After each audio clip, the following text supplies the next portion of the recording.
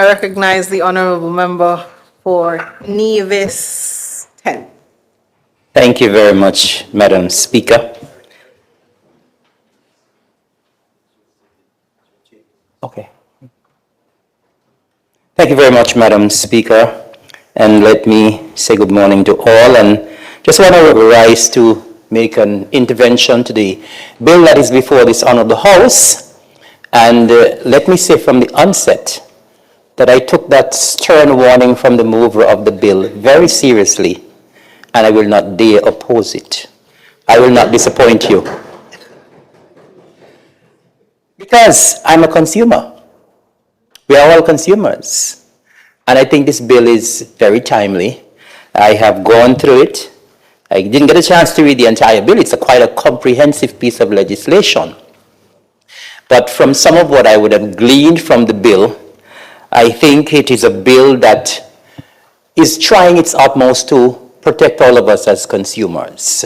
And anything that protects us as consumers, we should seek at all times to support. I say the bill is timely because, Madam Speaker, I think every day we hear complaints from consumers. Every day we hear complaints about consumers, from consumers when they go to the supermarket, when they go to the grocery store, when they go to the hardware store, and there are complaints about everything. There are complaints about the price, there's complaints about the appearance, there's complaints about the taste, there's complaints about practically everything. And I know that there was a bill that was existing before, but I think it was timely that the bill be updated after so many years. Because many of the times when we hear consumers complaining, and we hear it I'm sure you hear it here in St. Kitts. I know in Nevis you hear it all the time. The consumer affairs people not doing anything. And the persons in the supermarkets are not doing what the consumer affairs officers are telling them. They go and they suggest something to the persons and nothing changes.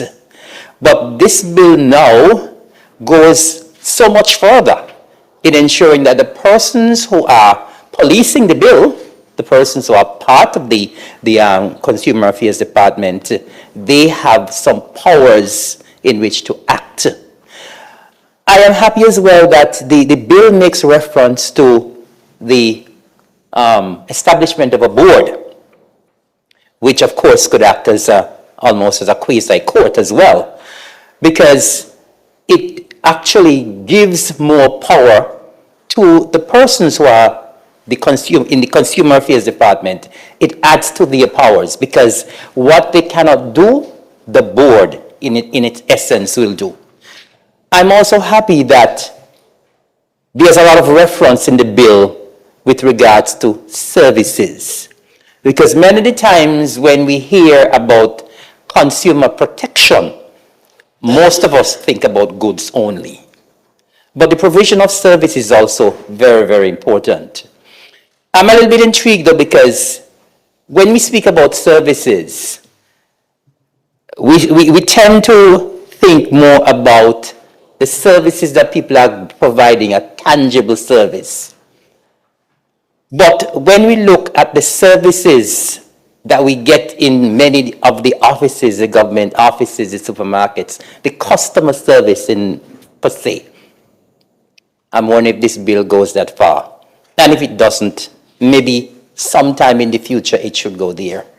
Because customer service, Madam Speaker, is very, very poor in St. Kitts and Nevis. And sometimes the customer service that you get, the bad customer service that you get, is even worse than the provision of the tangible service and the provision of the goods that persons are getting. Now, Madam Speaker, as I said, I perused the bill quite a bit, and I was particularly very happy with the section that speaks to complaints.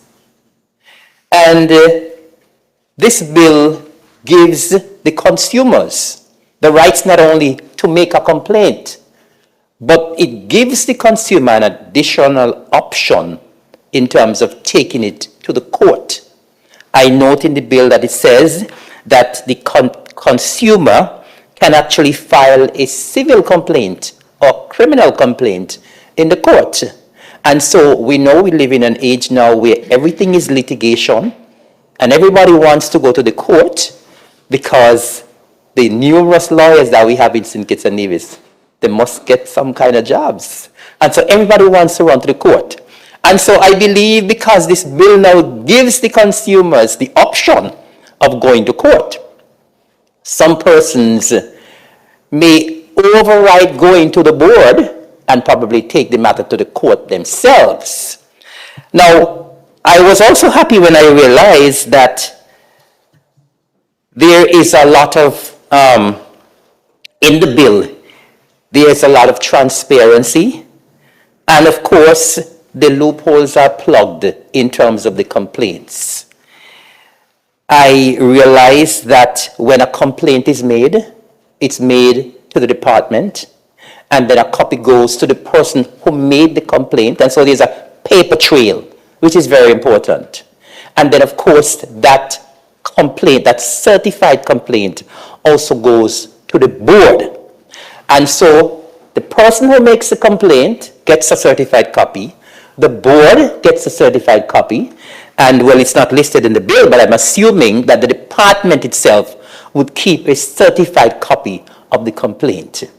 And I realize in one of the schedules you actually have what the complaint should be like. And so I must give credit to the framers of this legislation in being so comprehensive in ensuring that there is that paper trail. And so after the complaint would have been made, and when the investigation is to be done, as said by the mover of the bill, that you actually have what is being complained about on paper. And so the person who is making the complaint and the supplier that the complaint is being made against, they are aware of when this was done, what the exact complaint was, and what the redress should be. The mover also spoke about the labeling, and that is something that should be very dear to all of us, because a lot of the times persons go to the supermarket and products are not properly labeled. And apart from the fact that the labeling should be in English, which all of us speak, and that is the only language I can speak, I have to say. Apart from the fact that the labeling should be in English, which you can read, it should also be very legible. Because many of the times you pick up an item and the labeling is so small that you need to put it under a microscope in order to read it. And maybe there is a reason why the labeling is so small, because they do not want you to read what is on the label. And so it is important that when labeling is done, that it is not only in English that we can read it, but you can see it and you can read it properly. You shouldn't have to go in to get a magnifying glass in order to read the label, because this is something that could affect your health and your well-being. And so it is important that you can read and read it properly. I know the mover of the bill, when I looked first glance at the bill, I was very happy, because the bill at the onset says that it is for the promotion and protection of consumer interest in relation to the supply of goods and the provision of services to ensure protection of life, health, and safety. And I like the part about health and safety as well. Now, I was a little intrigued when the mover said that if somebody purchases a product and the product makes you sick, you can get redress. But we have to be very careful where that is concerned, because unless you can have the proof that that particular product made you sick, because I'm sure you would have consumed other items as well before getting sick. So there's a thin line as to how you can prove whether or not it was that particular product that you consumed that caused the illness. And so I can see a little issues there. If you take this matter to court, the supplier could say, well, this is not the product that probably made you sick, because of course we realize that in this bill is outlined all of the rights of the consumers. But remember, the suppliers also have rights as well. Everybody have rights. And so we have to be very careful in terms of how we try to determine whether or not a particular item or a particular product that we bought that would have created a sickness. There might be a case where, and persons, when you're buying something, people, they give you all kind of flowery language in order for you to encourage you to buy the product. And they may tell you that a product is supposed to do X and Y. And you may get the product, and in your estimation, that product did not do X and Y. It may have done X, but it didn't do Y. And then you now as the consumer have to prove whether or not the product did not do what it was supposed to do. And all of the time, sometimes persons are selling products and they tell you, well, this product is supposed to work well for you when you're having your nocturnal activities. It may not work, but then can you prove whether or not it didn't work? Maybe something is wrong with you.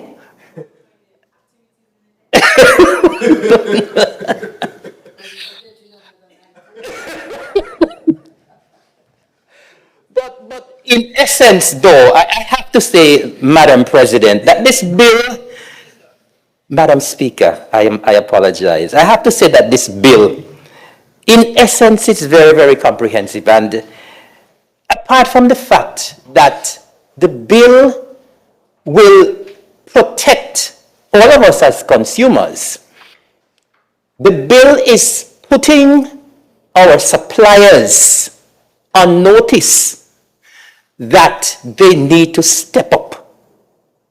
Because really and truly, a lot of the times, the goods and the services that are being provided are subpar, below standard. And it is telling our consumers, listen, your suppliers, listen, you have to step up, because the provision of your goods and services will now be under the microscope. And I hope that our consumers will take advantage of all the rights and all the privileges that they have from the provisions of this bill. I'm happy when the mover said that there will be some educational sessions, because I was going to suggest that as well. Because a lot of the times consumers don't know what their rights are. There are numerous rights that are listed here in the bill. And persons need to be reminded, those who don't know. People need to learn what their rights are. And so I am assuming that you will have broad-based educational sessions where people know what their rights are. They know what the infringements of their rights are and how to move forward.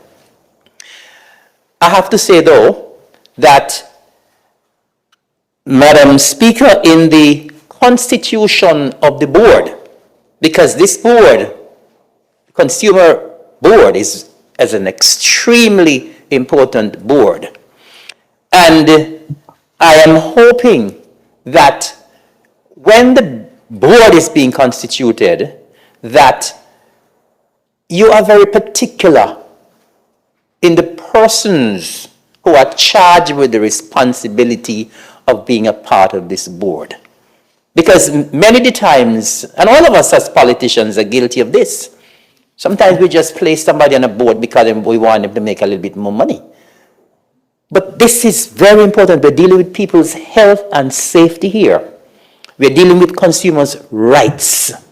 And so we must be very particular in terms of the persons who are placed on this board, that they are competent individuals who can properly police the legislation. We heard that the board can be a quasi-court. And so the persons who can act in such capacity should be competent of what their responsibilities are, and they can act properly to ensure that the rights of the consumers are respected. And so, Madam Speaker, I think that the bill is a very good piece of legislation. I would not oppose it because, as I said, I'm a consumer, and all of us on the opposition side, on the opposition bench, are consumers.